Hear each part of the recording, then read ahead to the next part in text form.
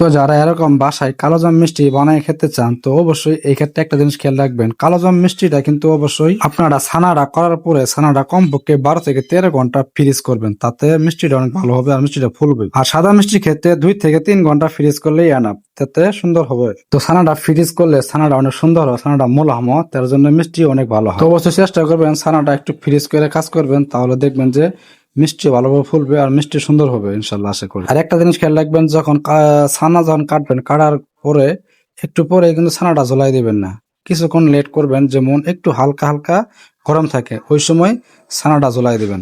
আর অতিরিক্ত যদি গরম ছানা ঝোলাই দেন তাহলে কিন্তু আপনার ছানাটা কড়া হয়ে যাবে, ছানাটা ভালো হবে না। সেক্ষেত্রে অল্প একটু হালকা ঠান্ডা করবেন, ঠান্ডা করার পরে নেটে উঠায় ওটা ঝোলাই দিবেন, তাতে ছানাটা সুন্দর হবে, ছানাটা মোলায়েম হবে।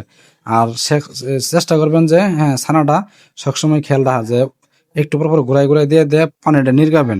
আর যদি বেশিক্ষণ পর্যন্ত ঝুলাই রাখেন তাতে কিন্তু ছানাটা শুকায় একবারে কাঠ হয়ে যাবে, সেক্ষেত্রে ছানাটা ভালো হয়ে যাবে না। তো খেয়াল রাখবেন যে পানি শেষের সাথে সাথে নামায় ওইটাকে যখন ফ্রিজে রাখবেন, রাখার আগে এটাকে ভালোভাবে আগে ঢলবেন, একদম ডইলে মালিশ করবেন যাতে কোনো রকমের খুঁটি না থাকে। একদম ডইলে একবারে পালিশ করে নেবেন, পালিশ করার পরে ফ্রিজে রেখে দেবেন, তারপরে একটা ফ্রিজ থেকে বাইর করে কাজ করবেন, দেখবেন যে মিষ্টি একদম পারফেক্ট হবে ইনশাল্লাহ, আশা করি পারফেক্ট হবো। আর মিষ্টিও সুন্দর হবে, মিষ্টি একদের যা চাইবেন ততটুক মতো ফুলবো। সেক্ষেত্রে আপনারা আরেকটা কাজ করতে পারেন, এটা হলো যে যখন মিষ্টি বানাবেন বানানোর আগে একটা এলাচ ভালো করে ভাইজে গুঁড়া করবেন, গুঁড়া করার পরে ওই এলাচের গুঁড়াটা আপনি ছানাতে দিয়ে দিবেন, তাতে দেখবেন যে মিষ্টির ফ্লেভারটা ভালো আসবে, মিষ্টির গ্রানটা অনেক সুন্দর লাগবে। ঠিক মিষ্টির দোকানের মতো এলাচের একটা গ্রান আসবে।